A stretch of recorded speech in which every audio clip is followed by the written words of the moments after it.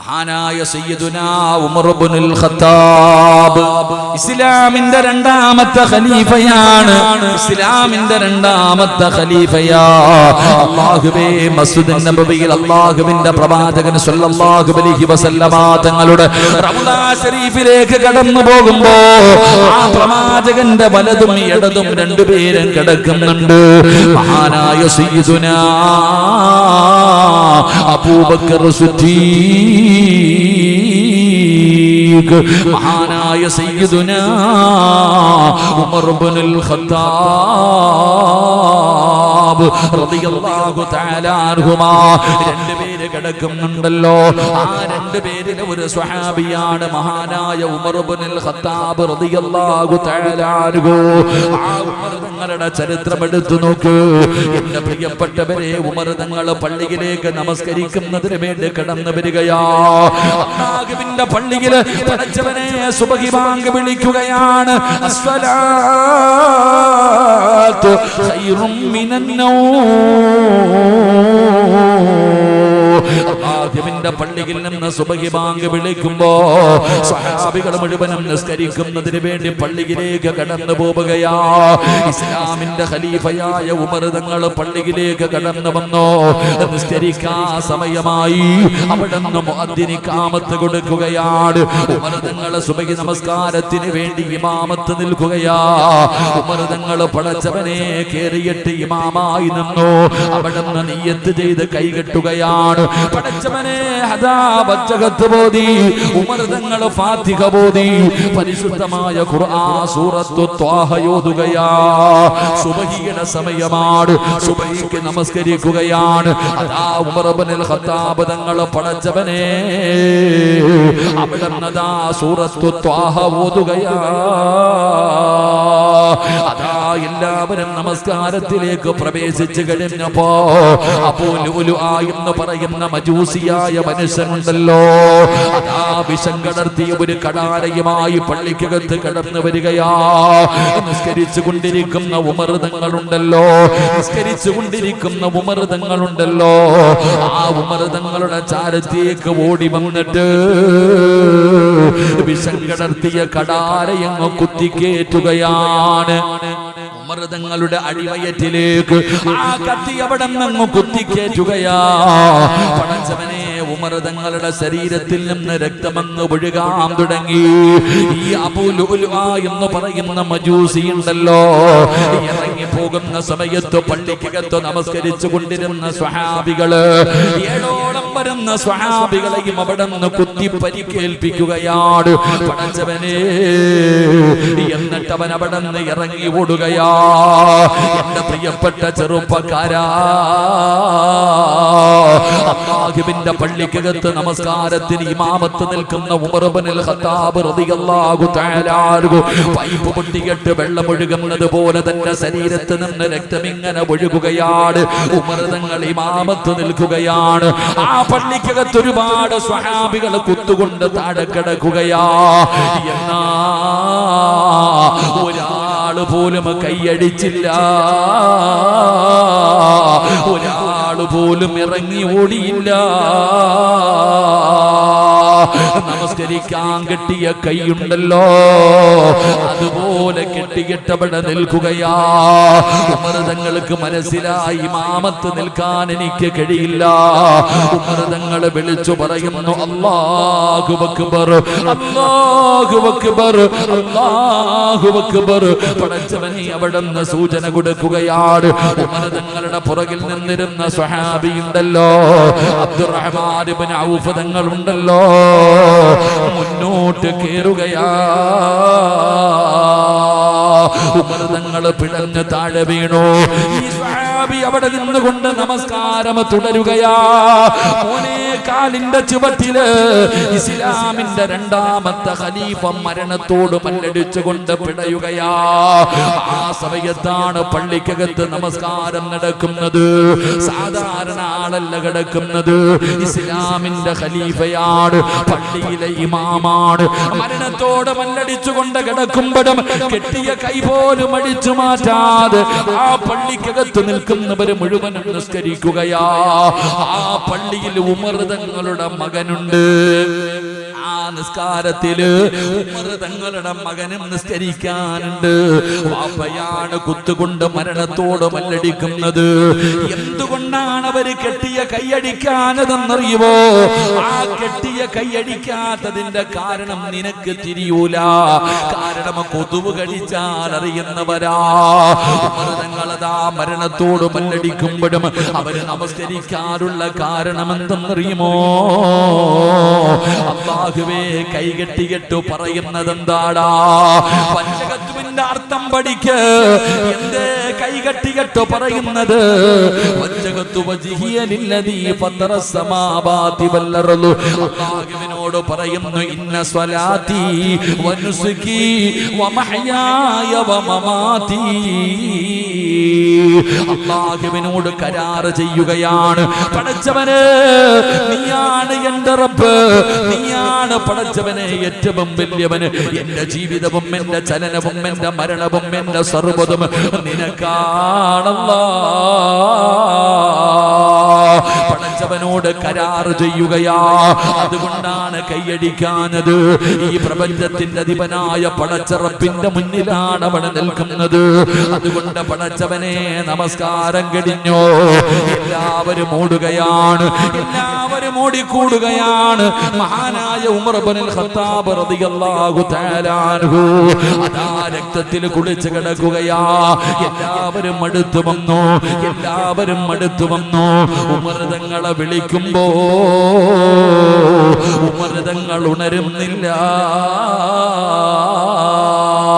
ഉമർ തങ്ങളെ വിളിക്കുകയാണ്, എഴുന്നേക്കുന്നില്ല, എഴുന്നേക്കുന്നില്ല. സ്വഹാബത്തിന് വലിയ വിഷമമാവുകയാണ്. അപ്പോഴാണ് പള്ളിക്കകത്തിരിക്കുന്ന ഉമർ ഇബ്നുൽ ഖത്താബ് റളിയല്ലാഹു തആല അൻഹുവിന്റെ പ്രിയപ്പെട്ട മകൻ പറയുകയാ, എന്റെ വാപ്പ എഴുന്നേക്കണോ, എന്റെ വാപ്പ എഴുന്നേക്കണോ. ഞാൻ പറയുന്ന ഒരു കാര്യം ആരെങ്കിലും ആ ചെവിയിലൊന്ന് പറഞ്ഞു കൊടുക്ക്. എന്റെ ഉപ്പാന്റെ ചെവിയില് ഞാൻ പറയുന്ന കാര്യം നിങ്ങൾ ആരെങ്കിലും ഒന്ന് പറഞ്ഞു നോക്ക്. ഉമർ തങ്ങളുടെ ചെവിയില് എന്തേ പറയാ പറഞ്ഞു കൊടുത്തത് എന്തെന്നറിയുമോ? നമസ്കരിക്കാൻ സമയമായി, നമസ്കരിക്കാൻ സമയമായി, നമസ്കരിക്കാൻ സമയമായി എന്നാരെങ്കിലും ഒന്ന് ചെവിയിൽ പറഞ്ഞു കൊടുക്ക്. ഒരു സ്വഹാബി ഉമർ തങ്ങളുടെ ചെവിയിൽ പറയുമ്പോ, നിസ്കാരമെന്ന് പറയുമ്പോൾ ഞെട്ടിയങ്ങുണരുകയാ. ഒന്നാമത് ചോദിച്ച ചോദ്യം എന്തെന്നറിയോ? സ്വഹാബാ, നിസ്കരിച്ചോ സ്വഹാബാ, നിസ്കരിച്ചോ സഹാബാ. എന്റെ പ്രിയപ്പെട്ടവരെ, അവസാനം ഉമർ തങ്ങൾ മരണത്തോട് മല്ലടിച്ചുകൊണ്ട് കിടക്കുമ്പോ വായിലൂടെ ഒഴിച്ചു കൊടുക്കുന്ന വെള്ളമുണ്ടല്ലോ, വയറ്റിലൂടെ വെളിയിലേക്ക് പോകുകയാണ്.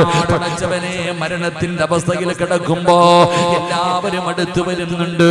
ഉമർ തങ്ങളെ സമാധാനിപ്പിക്കുകയാ, ഉമർ തങ്ങളെ സമാധാനിപ്പിക്കുകയാ. എന്നിട്ട് എല്ലാവരും ഇങ്ങനെ പിരിഞ്ഞു പോകുമ്പോ യുവത്വത്തിന്റെ നടുവിലൂടെ നടന്നു പോകുന്ന ഒരു ചെറുപ്പക്കാരെ കടന്നു വരികയാണ്.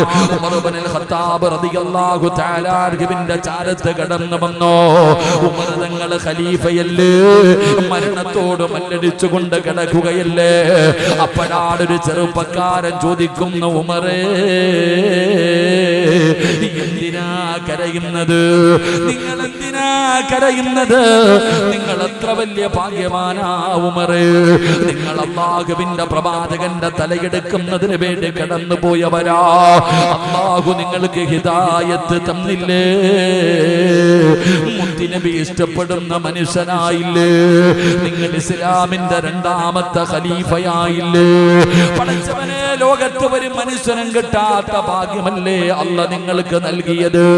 ഈ മദീനത്ത് കിടന്ന് ഷഹീദാകാൻ, ഈ യുദ്ധം ഹറാമാക്കിയ ഈ നാട്ടിൽ കിടന്നിട്ട് നിങ്ങൾക്ക് ഷഹീദായി മരിക്കാൻ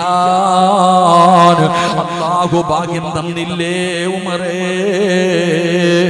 എന്തിനാണ് നിങ്ങൾ കരയുന്നതെന്ന് ആ ചെറുപ്പക്കാരെ ചോദിക്കുമ്പോ ഉമർ തങ്ങൾക്ക് വലിയ സന്തോഷമായി.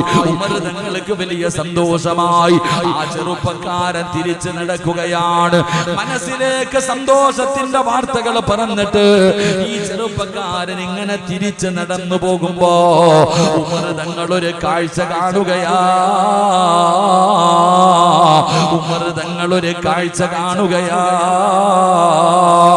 ആ മരണത്തോട് മല്ലടിക്കുന്ന അവസാന സമയത്ത് തന്റെ കണ്ണിന്റെ മുന്നിൽ ഒരു രംഗം കണ്ടപ്പോ ഉമർ തങ്ങൾ വിളിക്കുന്നു, യാ ബുനയ്യ. ആ ചെറുപ്പക്കാരനെ വിളിക്കുന്നു, മോനെ, പൊന്നുമോനെ, ഒന്ന് നിൽക്കടാ പൊന്നുമോനെ, ഒന്ന് നിൽക്കടാ പൊന്നുമോനെ. എന്തേ പറയുന്നതെന്നറിയുവോ? ഉമർ തങ്ങൾ ആ ചെറുപ്പക്കാരനോട് പറയുന്നു, മോനെ, നിന്റെ വസ്ത്രം ഞെരിയാണിക്ക് താഴെ കിടക്കുകയാ. നീ ധരിച്ചിരിക്കുന്ന വസ്ത്രമുണ്ടല്ലോ, അത് ഞെരിയാണിക്ക് താഴെ കിടക്കുകയാ. അത് അല്ലാഹുവിന് ഇഷ്ടമില്ലാത്ത കാര്യമാ. ഞെരിയാണിക്ക് താഴെ വസ്ത്രമിട്ടുകൊണ്ട് നടക്കുന്നത് അത് അല്ലാഹുവിന് ഇഷ്ടമില്ലാത്ത കാര്യമാ. അത് അഹങ്കാരത്തിന്റെ അടയാളമാ. അല്ലാഹു അഹങ്കാരികളെ ഇഷ്ടപ്പെടൂല. അവന് സ്വർഗത്തിൽ കിടക്കില്ല എന്ന് മഹാനായ സയ്യിദുനാ ഉമർ ഇബ്നുൽ ഖത്താബ് റളിയല്ലാഹു തആല അൻഹു ആ ചെറുപ്പക്കാരൻ മരിക്കാൻ കിടക്കുമ്പോൾ അടുത്ത് വന്ന് നിന്നിട്ട് ചോദിച്ചു, നിങ്ങൾ എന്തിനാ കരയണേ? നിങ്ങൾ എത്ര വലിയ ഭാഗ്യവാനാ. നിങ്ങൾ അള്ളാഹുവിന്റെ റസൂല് തങ്ങളെ കൊല്ലാൻ പോയവനല്ലേ? നിങ്ങൾക്ക് അള്ളാഹു ഹിദായത്ത് തന്നില്ലേ? റസൂലുള്ള ഇഷ്ടപ്പെടുന്ന സഹാബിയായില്ലേ? ബദരീങ്ങളിൽ പെട്ടില്ലേ? നിങ്ങൾ ഖലീഫയായില്ലേ?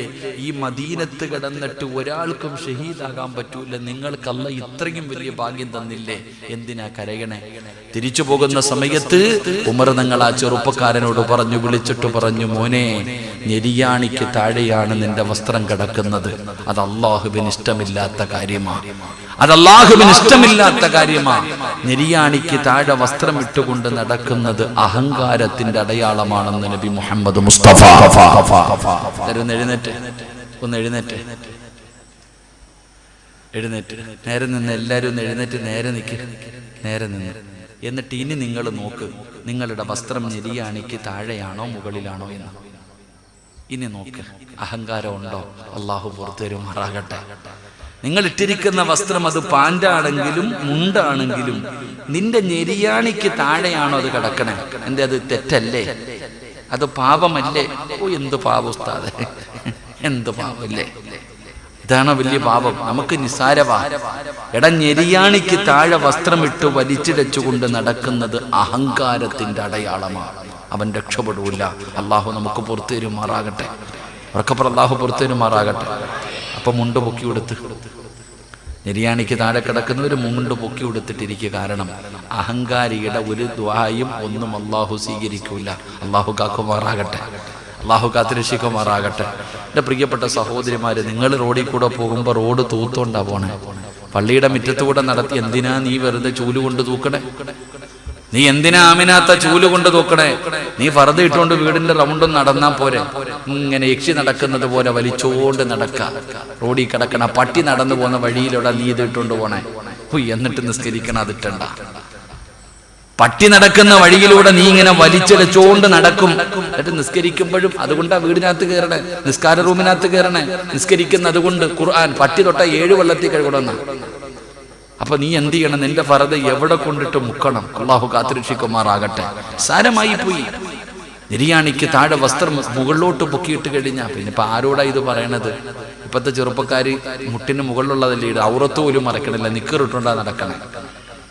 നിക്കറിട്ടുകൊണ്ട് നടക്കണ ചെറുപ്പക്കാരോടാ ഇത് പറയുന്നത്. അള്ളാഹു നമ്മളെ കാത്തുരക്ഷിക്കുമാറാകട്ടെ. എന്റെ പ്രിയപ്പെട്ട സഹോദരങ്ങളെ, നാളെ പരലോകത്ത് നാണം കെട്ടുവരുന്ന ഒന്നാമത്തെ വിഭാഗം അഹങ്കാരികളാ. അല്ലാഹു കാക്കുമാറാകട്ടെ. 2 മഹാനായ നബി മുഹമ്മദ് മുസ്തഫ സല്ലല്ലാഹു അലൈഹി വസല്ലമ തങ്ങൾ പറയുന്നു, രണ്ടാമത്തെ വിഭാഗമാരാ. അത് പറയുമ്പോൾ നിങ്ങളിൽ പലർക്കും ഇഷ്ടപ്പെടണമെന്നില്ല. ഇത് പറയുമ്പോ നമ്മളിൽ പലർക്കും ഇഷ്ടപ്പെടണമെന്നില്ല. പക്ഷേ ഇഷ്ടപ്പെട്ടില്ലെങ്കിലും പറയേണ്ടത് പറയണമല്ലോ. നാളെ പരലോകത്ത് നാണം കെട്ട് വരുന്ന രണ്ടാമത്തെ വിഭാഗമാരാ. അല്ലാഹുവിന്റെ റസൂൽ പറയുകയാണ്, ഉത്തരവാദിത്തങ്ങളിൽ വീഴ്ച വരുത്തുന്നവരാണെന്ന് നബി മുഹമ്മദ് മുസ്തഫ സല്ലല്ലാഹു അലൈഹി വസല്ലം. രണ്ടാമത്തെ വിഭാഗം പെട്ടെന്ന് മനസ്സിലാക്കണമെങ്കിൽ പള്ളി കമ്മിറ്റിക്കാരൊക്കെ അല്ലാഹു കാക്കുമാറാകട്ടെ. ഉത്തരവാദിത്തങ്ങൾ, എന്റെ പ്രിയപ്പെട്ടവരെ, ഒരു ഉത്തരവാദിത്തം ഏറ്റെടുത്തു കഴിഞ്ഞാൽ അതിൽ വീഴ്ച വരുത്താൻ പാടില്ല. എന്റെ പ്രിയപ്പെട്ടവരെ, നമ്മൾ അങ്ങനല്ല. ചുമ്മാതെല്ലാത്തിനും പ്രസിഡന്റ് ആവണം, സെക്രട്ടറി ആകണം, അവനാകണം, ഇവനാകണം, ഇതൊക്കെ ആകണമെന്ന് മാത്രമേ ആഗ്രഹമുള്ളൂ. പരിശ്രമിക്കുവാനും കഷ്ടപ്പെടാനും ആർക്കും വയ്യ. ഒന്നിനും സമയമില്ല. നിന്നെ കൊണ്ട് സമയമുണ്ടെങ്കിൽ മാത്രമേ ഈ പണിക്ക് നീ നിൽക്കാവൂ. നിർമ്മാണ കമ്മിറ്റിയാണെങ്കിലും പള്ളി കമ്മിറ്റിയാണെങ്കിലും പരിപാലിക്കാൻ സമയം ഉണ്ടെങ്കിൽ മാത്രമേ നീ നിൽക്കാവില്ലെങ്കിൽ നിന്നെ ആരും വിളിച്ചില്ലല്ലോ, നീ വീട്ടിൽ പോയിരി. എന്റെ പ്രിയപ്പെട്ടവർ, ഒരു ഉത്തരവാദിത്തം ഏറ്റെടുത്തു കഴിഞ്ഞാൽ അതിനകത്ത് വീഴ്ച വരുത്തരുത്. അത് വളരെ കളിയല്ല, നിസാരമല്ല. ഇവിടുത്തെ കമ്മിറ്റിക്കാരാണെന്ന് എനിക്കറിയില്ല. അള്ളാഹു അവർക്ക് ഈമാൻ നിലനിർത്തി കൊടുക്കുമാറാകട്ടെ. ഒരു ഉത്തരവാദിത്തം ഏറ്റെടുത്തു കഴിഞ്ഞാൽ ഇവിടെ എങ്ങനെ അപ്പൊ ഇലക്ഷൻ ആണോ? എന്റെ ഹത്തീബ് ഉസ്താദ്, ഇലക്ഷന്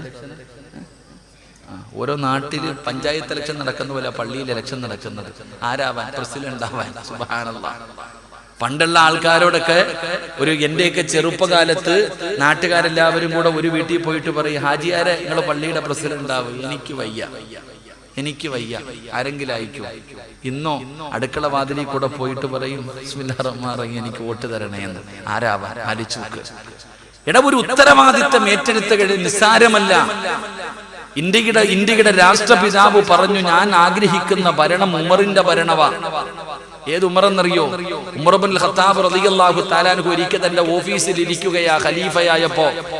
ഖലീഫയായിട്ട് ഭരിച്ചുകൊണ്ടിരിക്കുമ്പോ തന്റെ ഓഫീസിൽ ഇരിക്കുമ്പോ ഒരു കുടുംബക്കാരൻ കയറി വന്നു. കമ്മിറ്റിക്കാരൊക്കെ കേട്ടോണം കേട്ടോ. ഒരു കുടുംബക്കാരനായ ഒരു മനുഷ്യൻ കയറി വന്നു. ഉമർ ഇബ്നുൽ ഖത്താബ് റളിയല്ലാഹു തആല അൻഹുവിന്റെ ഓഫീസിനകത്ത് കയറി വന്നിട്ട് അങ്ങോട്ട് ഇരുന്ന ഉടനെ ഉമർ തങ്ങൾ വിളക്കം കണച്ചു കളഞ്ഞു. ഉമർ തങ്ങൾ കത്തിച്ചു വെച്ചിരുന്ന വിളക്കം കണച്ചു. അപ്പൊ ഈ മനുഷ്യൻ ചോദിച്ചു, എന്തിനാ വിളക്കണച്ചേ? എന്തുകൊണ്ടാണ് വിളക്കണച്ചത്? ഉമർ ഇബ്നുൽ ഖത്താബ് റളിയല്ലാഹു തആല അൻഹു പറഞ്ഞു, ഇത് ബൈത്തുൽ മാലിന്റെ എണ്ണയാണ്. ഇത് ബൈത്തുൽ മാലിന്റെ പൈസ കൊടുത്തു വാങ്ങിച്ച എണ്ണയാ. ഈ എണ്ണ ഉപയോഗിക്കേണ്ടത് ജനങ്ങളുടെ കാര്യത്തിന് വേണ്ടിയാ. നമ്മൾ കുടുംബക്കാര്യം പറയുമ്പോ ഈ വിളക്ക് കത്തി വെച്ചാൽ ഞാൻ അള്ളാഹിനോട് കണക്ക് പറയണം. നമ്മൾ കുടുംബക്കാര്യം പറയുമ്പോ, പേഴ്സണൽ വിഷയങ്ങൾ ചർച്ച ചെയ്യുമ്പോ ഈ വിളക്ക് കത്തിച്ച് വെച്ചാൽ ഇതിന് ഞാൻ അള്ളാഹിനോട് കണക്ക് പറയണം എന്ന് പറഞ്ഞ പള്ളിയുടെ കാര്യം. അപ്പൊ നിങ്ങൾ ചിന്തിക്ക്, പള്ളിയുടെ കാര്യം ഒരു ഉദാഹരണം പെട്ടെന്ന് മനസ്സിലാക്കാം. പള്ളിയുടെ വിഷയങ്ങൾ കമ്മിറ്റി ഓഫീസിനകത്തിരുന്ന് ചർച്ച ചെയ്തുകൊണ്ടിരിക്കുന്ന സമയത്ത് ഫാൻ ഇട്ട് കാറ്റുകൊണ്ടോ കുഴപ്പമില്ല. പക്ഷേ കുടുംബക്കാര്യം പറയാൻ വേണ്ടി ഇരിക്കുന്ന സമയത്ത് ഓഫാക്കണമെന്നാണ് ഈ പറഞ്ഞതിനർത്ഥം. അതുകൊണ്ട് ആ സഹോദര, പണ്ടുള്ള ആൾക്കാർ പള്ളിയിൽ നിന്ന് ഇറങ്ങിപ്പോകുമ്പോ ചെരുപ്പ് ഇങ്ങനെ കൊണ്ടുപോയിട്ട് ഗേറ്റിൽ വെച്ച് ഇങ്ങനെ തട്ടും, കാലിങ്ങനെ തട്ടി കൊടയും. എന്തെന്നറിയോ? പള്ളിയിലെ മണ്ണ് ചെരുപ്പിനടി പറ്റിയിട്ടുണ്ടാകും. അത് ഗേറ്റിന് വെളിയിൽ കൊണ്ടിട്ട പള്ളിയുടെ മണ്ണ് വല്ലവന്റെ പറമ്പിൽ കൊണ്ടിട്ടതിന് അള്ളാഹിനോട് കണക്ക് പറയേണ്ടി വരും, പേടിച്ചിട്ട്. നമ്മളോ വാരുമ്പോ പോലും നമുക്ക് പേടിയില്ല. പള്ളിയുടെ പൈസ വാരി എങ്ങിട്ടെടുത്ത് പോക്കറ്റി വെക്കുമ്പോ പോലും നമുക്ക് തോന്നാറില്ല. ഇതാ നമ്മുടെ അമാനത്ത് നമ്മൾ മനസ്സിലാക്കേണ്ടത്. നിങ്ങൾ വലിച്ചു നോക്കിയേ. പണ്ടത്തെ കാലഘട്ടങ്ങളിൽ സ്വഹാബത്ത് പള്ളിക്കകത്ത് കിടന്നുറങ്ങിയിട്ട് അന്ന് സ്വഹാബികൾ സദക്ക കൊണ്ടുവന്നിട്ട് തലയണയിൽ അടി വെച്ചു കൊടുക്കും. രാത്രി കാലങ്ങളിൽ സദക്ക കൊണ്ടുവന്നിട്ട് തലകണയിൽ അടിയിൽ വെച്ചിട്ട് പോകും. കൊടുത്തത് ആരാന്നും അറിയില്ല, ആർക്കാണ് കിട്ടിയതെന്നും അവർക്കറിയില്ല. അങ്ങനെ ആയിരുന്നു സദക്ക കൊടുക്കണേ. ഇന്നത്തെ അവസ്ഥ നോക്കിക്കേ. ആരെങ്കിലും പള്ളിക്കകത്ത് കിടന്നുറങ്ങിക്കഴിഞ്ഞാൽ അവൻ രാവിലെ എഴുന്നേൽക്കുമ്പോ തലകണയിൽ അടിയിൽ നോക്കും, അവൻ വെച്ചത് അവിടെ ഇരിപ്പുണ്ടോ എന്ന്. കാരണം അടിച്ചോണ്ട് പോകുന്ന കാലം. വെള്ളിയാഴ്ച പള്ളി നിസ്കരിക്കാൻ വന്നിട്ട് നിസ്കാരം കഴിഞ്ഞ് ഇറങ്ങി പോകുമ്പോ കാലിൽ കയറുന്ന ആദ്യത്തെ ചെരുപ്പിട്ടുകൊണ്ട് പോണ ആൾക്കാരാ നമ്മുടെ ഈ പലരും. പള്ളി വന്നിട്ട് മോഷണം നടത്താം. ഈ പള്ളിയുടെ ബാത്റൂമിൽ ഇരിക്കണ കപ്പ്, ബാത്റൂമിന്റെ ഫ്രണ്ടിൽ കിടക്കുന്ന ചെരുപ്പ് കണ്ടിട്ടുണ്ടോ? പള്ളിയുടെ ബാത്റൂമിന്റെ മുന്നിൽ കിടക്കുന്ന ചെരുപ്പ് കണ്ടിട്ടുണ്ടോ? അതിന്റെ മൂക്ക് വെട്ടിയിട്ടിരിക്കുക. എന്തിന്? അടിച്ചുകൊണ്ട് പോകാതിരിക്കാൻ. സ്വന്തം ചെരുപ്പല്ലാതെ മറ്റൊരു ബാത്റൂമിലെ കപ്പ് ചങ്ങലയിൽ കെട്ടിയിട്ടിരിക്കുക. എന്തിനാ മനുഷ്യ? ഇതാ നമ്മുടെ അമാനത്ത്. എന്റെ പൊന്നാര സഹോദരങ്ങളെ, ഒരു ഉത്തരവാദിത്തം ഏറ്റെടുത്തു കഴിഞ്ഞാൽ ഒരു വീഴ്ച വരുത്താൻ പാടില്ല. വീഴ്ച വരുത്തിയാൽ അള്ളാഹ് നിന്നെ വെറുതെ വിടത്തില്ല. അള്ളാഹു കാത്തിരക്ഷിക്കുമാറാകട്ടെ. ആ ബോധം ഉണ്ടാകണം. ഏതൊരു വിഷയത്തിലാണെങ്കിലും ഒരു ഉത്തരവാദിത്തം. അത് പറഞ്ഞപ്പോഴത്തേക്ക് പറ ഉസ്താദെ, അത് കമ്മിറ്റിക്കാരോടല്ലേ? എടാ, നീയും ഒരു ഉത്തരവാദിത്തം ഏറ്റെടുത്തിട്ടുണ്ട്. നിന്റെ ഭാര്യയുടെയും നിന്റെ മക്കളുടെയും. നീയും ഒരു ഭരണാധികാരിയാ. നിന്റെ വീട് ഭരിക്കുന്നതാരാ? നീയാ. നിനക്ക് ഭാര്യയുണ്ടല്ലോ, നിനക്ക് മക്കളുണ്ടല്ലോ. അവരുടെ ഉത്തരവാദിത്തം നിനക്കുള്ളതാണല്ലോ. എന്തുകൊണ്ട് നീ ആ ഉത്തരവാദിത്തം നല്ല രീതിയിൽ പാലിക്കുന്നുണ്ടോ? എന്റെ പ്രിയപ്പെട്ട സഹോദരങ്ങളോട്, സഹോദരിമാരോട്, എന്റെ പ്രിയപ്പെട്ടവരെ, അല്ലാഹുവിന്റെ പ്രവാചകൻ സ്വല്ലല്ലാഹു അലൈഹി വസല്ലമ തങ്ങൾ ഹജ്ജത്തുൽ വിദായിൽ വെച്ചിട്ട് തന്റെ അവസാന പ്രഭാഷണത്തിൽ അല്ലാഹുവിന്റെ റസൂൽ പറയുകയാ, പള്ളി കമ്മിറ്റി പോകട്ടെ, അതാ രാഷ്ട്രീയക്കാര് പോകട്ടെ, സംഘടനകൾ ഭരിക്കുന്നവര് പോകട്ടെ, നമ്മളെല്ലാവരും നമ്മുടെ വീട്ടിലെ ഭരണാധികാരികളാ. ഓരോ ഭർത്താവും ഓരോ വാപ്പയും തന്റെ വീട്ടിലെ പരിപാലകനാണ്. എനിക്ക് എന്റെ പ്രിയപ്പെട്ടവരോട് പറയുകയാ, അല്ലാഹുവിന്റെ പ്രവാചകൻ അവിടെന്ന് പറഞ്ഞു, സ്വഹാബാ, നിങ്ങളുടെ ഭാര്യയുടെയും നിങ്ങളുടെ മക്കളുടെ കാര്യത്തിൽ നിങ്ങൾ അല്ലാഹുവിനെ സൂക്ഷിക്കണേ. അല്ലാഹുവിന്റെ റസൂല് പറയുകയാ, സഹാബാ, നിങ്ങളുടെ ഭാര്യ, നിങ്ങളുടെ മക്കള്, അവരുടെ കാര്യത്തിൽ നിങ്ങൾ അല്ലാഹുവിനെ സൂക്ഷിക്കണേ. അല്ലാഹു അവരെ നിങ്ങൾക്ക് നൽകിയിരിക്കുന്ന അമാനത്താണെന്ന് നബി മുഹമ്മദ് മുസ്തഫ സല്ലല്ലാഹു അലൈഹി വസല്ലമ തങ്ങൾ പറയുമ്പോ, എന്റെ പ്രിയപ്പെട്ടവരെ, അല്ലാഹുവിന്റെ പ്രവാചകൻ അവിടെന്ന് പറഞ്ഞു തരികയാണ്, പരലോകത്തിലെ ഏറ്റവും നശിച്ചവനാരാ? അല്ലാഹു കരുണ കാണിക്കില്ല, അല്ലാഹു മുഖത്തു നോക്കൂല, അല്ലാഹു പരിഗണിക്കൂല. അല്ലാഹുവിന്റെ ഒരു കാരുണ്യവും ലഭിക്കാത്ത ഒരു മനുഷ്യനാരെന്നറിയുവോ? ഒരു വാപ്പയാ, ഒരു വാപ്പയാ, ഒരു വാപ്പയാ. ഏത് വാപ്പയെന്നറിയുമോ? തന്റെ ഭാര്യയും മക്കളും തെറ്റ് ചെയ്യുന്നത് കണ്ടിട്ട്, തന്റെ ഭാര്യയും മക്കളും തെറ്റ് ചെയ്യുന്നത് കണ്ടിട്ട് ആ തെറ്റിനെ നിസാരമാക്കി കളയുന്ന മനുഷ്യ, നിന്നെ അല്ലാഹ് വെറുതെ വിടത്തില്ല എന്ന് ആദരവായ പ്രവാചകൻ നബി മുഹമ്മദ് മുസ്തഫ സല്ലല്ലാഹു അലൈഹി വസല്ലം തങ്ങൾ പറയുകയാ, നിന്റെ ഭാര്യയും നിന്റെ മക്കളും തലമറയ്ക്കുന്നില്ല, ഔറത്ത് മറച്ചിട്ടില്ല, പടച്ചവനെ സിനിമ കണ്ടുകൊണ്ട് സീരിയൽ കണ്ടുകൊണ്ടിരിക്കുന്നു, നിസ്കരിക്കാതെ വീടിനകത്ത് കിടക്കുന്നു. തെറ്റാണെന്ന് നിനക്കറിയാം, നീ തിരുത്തൂല, നീ തിരുത്തൂല. നീ എത്ര നിസ്കരിച്ചവനാണെങ്കിലും നീ രക്ഷപ്പെടൂല. അല്ലാഹു കാക്കുമാറാകട്ടെ. ഉറക്കപ്പുറ അല്ലാഹു കാക്കുമാറാകട്ടെ.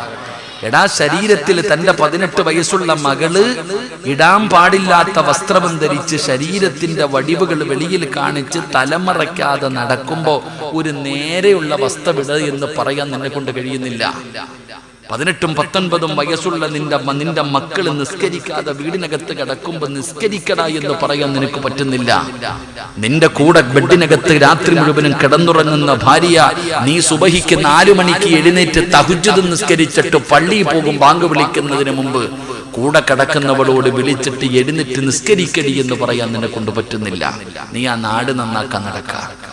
എടാ, സ്വന്തം ഭാര്യയും മക്കളും അവര് തെറ്റ് ചെയ്യുന്നത് കണ്ടിട്ട് നീ തിരുത്തുന്നില്ലേ, നീ രക്ഷപ്പെടൂല. അല്ലാഹു കാക്കുമാറാകട്ടെ. ഉറക്കപ്പുറ അല്ലാഹു കാക്കുമാറാകട്ടെ. ഉള്ളത് പറയുന്നത് കൊണ്ടാണ് നിങ്ങൾക്ക് ഇഷ്ടമില്ലാത്തത്? ഞാൻ ഉള്ളത് പറയുന്നത് കൊണ്ടാണോ? എന്റെ പ്രിയപ്പെട്ടവരെ, പറഞ്ഞതിന്റെ പേരിൽ ഇത്തിരി ദേഷ്യം വന്നാലും കുഴപ്പമില്ല. അല്ലാഹു ഈമാൻ നൽകുമാറാകട്ടെ. നീ രക്ഷപ്പെട്ട നീ മാത്രം പോയാൽ പോരല്ല സ്വർഗത്തിൽ. എന്തുകൊണ്ട് നിനക്ക് മാത്രമേ നിസ്കാരം നിർബന്ധമുള്ളോ? എടാ, ഒരു പെണ്ണിന്റെ ഒരു രോമം ഒരു പെണ്ണ് സലാം പറയാൻ പാടുണ്ടോ? അമുസ്ലിമിനോട് ഒരു അന്യ പെണ്ണിന് ഒരു അന്യ പുരുഷനോട് സലാം പറയാൻ പാടില്ലല്ലോ. മയ്യത്ത് കാണാൻ പറ്റുമോ? മയ്യത്ത് കാണാൻ പറ്റുവോടാ? മരിച്ചു കിടക്കുന്ന നിന്റെ ഭാര്യയുടെ മയ്യത്ത് കാണാൻ നീ എന്താ കേറിക്കണ്ടോ വിളിയ? കാണുന്നവനും പോകുന്നവനൊക്കെ വിളിച്ച് മയ്യത്ത് കാണാൻ അനുവാദമുണ്ടോ അള്ളാന്റെ ദീനില്? എന്താ മനസ്സിലാക്കാത്ത എന്റെ പെൺമക്കൾ? എന്തേ എടാ, വീട്ടിലേക്ക് കയറി ചെന്ന് നോക്ക്. പുറത്തിറങ്ങുമ്പോ ഫർദ. വീട്ടിൽ പോയി നോക്കിക്കേ, നിന്റെ മോള് നടക്കുന്ന എങ്ങനാ? പ്രായപൂർത്തിയായ 15ഉം 18ഉം വയസ്സുള്ള മകള് നിന്റെ വീട്ടിലൂടെ നടക്കുന്നത് എങ്ങനാ? ഔറത്ത് മറച്ചിട്ട? നാട്ടുകാരുടെ മുന്നിൽ ഇറങ്ങുമ്പോ നീ പൊതച്ചോണ്ടിറങ്ങും. അകത്തോ നിന്റെ മോൾ എങ്ങനെ ആമിന നടക്ക? എന്നാ ചിന്തിച്ചു നോക്ക്. നിന്റെ മകൻ 15 വയസ്സുള്ള ഒരു പെൺകുട്ടി നിന്റെ വീട്ടിലുണ്ട്. 19 വയസ്സുള്ള 18 വയസ്സുള്ള നിന്റെ മോൻ നിക്കർ വിട്ടുകൊണ്ട് നടക്കുന്നു സ്വന്തം പെങ്ങളുടെ മുന്നിലൂടെ. മുട്ടുപൊക്കളിന്റെ ഇടയിലുള്ള സ്ഥലം ഔറത്താണെന്ന് നീ പഠിച്ചിട്ടില്ലേ വാപ്പ? നീ എന്തേ പഠിച്ചിട്ടില്ലേ? സ്വന്തം കൂടപ്പറപ്പിന് കാണാമോ നിന്റെ ഔറത്ത്? എടാ, സഹോദരന് സഹോദരിയുടെ ഔറത്ത് കാണാമെന്ന് ഏതെങ്കിലും കിതാബിൽ പറഞ്ഞിട്ടുണ്ടോ? 15 വയസ്സുള്ള പെൺകുട്ടിയുടെ മുന്നിലൂടെ 20 വയസ്സുകാരൻ നിക്കർ വിട്ടിട്ട് ഷഡ്ഡി ഇട്ടിട്ട് നടക്ക, അത് തെറ്റാണെന്ന് പറഞ്ഞു കൊടുക്കാൻ നിനക്ക് കഴിയുന്നില്ല. 15 വയസ്സുള്ള മകള് ടീഷർട്ട് വിട്ടിട്ട് സ്വന്തം കൂടപ്പറപ്പിന്റെ മുന്നിലൂടെ, വാപ്പാടെ മുന്നിലൂടെ ഔറത്ത് മറയ്ക്കാതെ നടക്കുമ്പോ, മാറിടം പുറത്ത് കാണുന്ന രീതിയിലുള്ള വസ്ത്രം ധരിച്ചുകൊണ്ട് നടക്കുമ്പോ ഇത് തെറ്റാണെന്ന് പറയാൻ നിന്നെ കൊണ്ട് കഴിയുന്നില്ല. അള്ളാഹുവിന്റെ പരിശുദ്ധമായ ഖുർആൻ എടുത്തു നോക്ക്. ഉമ്മാടെ ഔറത്ത് മക്കൾക്ക് കാണാൻ പറ്റുമോ? വാപ്പാടെ ഔറത്ത് മക്കൾക്ക് കാണാൻ പറ്റുമോ? എന്താ തിരിയാത്ത? അള്ളാഹുവിന്റെ പരിശുദ്ധമായ ഖുർആൻ എടുത്തു നോക്ക്. വാപ്പാടെ ഔറത്ത് മക്കൾക്ക് കാണാൻ പറ്റില്ലല്ലോ. അള്ളാന്റെ ഖുർആൻ പറയുന്നു, 3 സമയങ്ങളിൽ പ്രായപൂർത്തിയാകാത്ത മക്കൾ മാതാപിതാക്കളുടെ റൂമിനകത്ത് അനുവാദം ചോദിക്കാതെ കയറരുത്.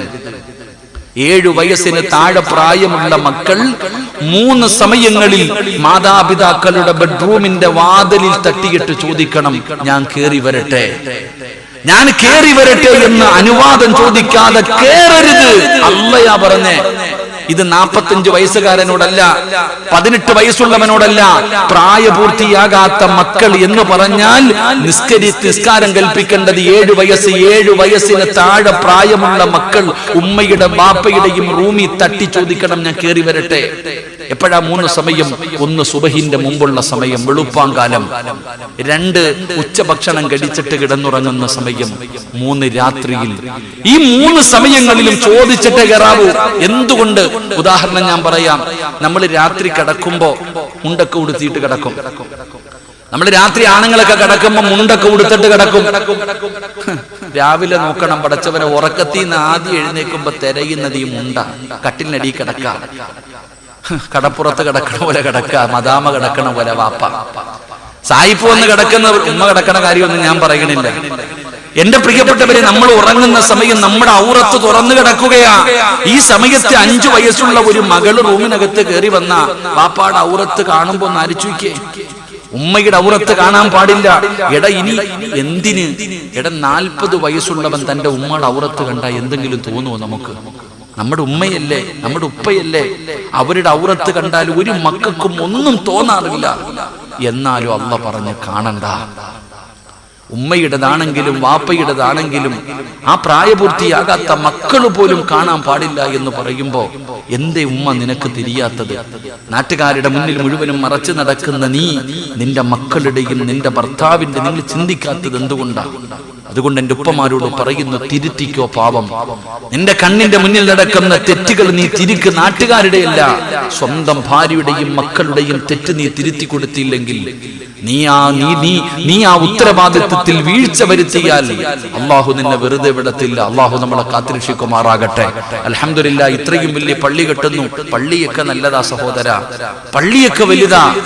അള്ളാഹുവിന്റെ പ്രവാചകൻ നബി മുഹമ്മദ് മുസ്തഫ, നബി മുഹമ്മദ് മുസ്തഫ സല്ലല്ലാഹു അലൈഹി വസല്ലമ തങ്ങൾ പറയുകയാ, മനോഹരമായി പള്ളി കെട്ടുന്ന ഈ നാട്ടുകാരോട് എനിക്ക് പറയാനുള്ളത്, അല്ലാഹുവിന്റെ പ്രവാചകൻ നബി മുഹമ്മദ് മുസ്തഫ സല്ലല്ലാഹു അലൈഹി വസല്ലമ തങ്ങൾ പറയുകയാണ്, സിത്തത്തു അശിയാ മിൻ ഗരീബാ ഫീ സിത്തത്തി മവാദിആ. നാട്ടുകാർക്കുള്ള ഒരു ഉത്തരവാദിത്തം പഠിച്ചോ. ഇനി ഒരു ഉത്തരവാദിത്തം കൂടെ നിങ്ങൾ ഏറ്റെടുക്കുകയാണ്.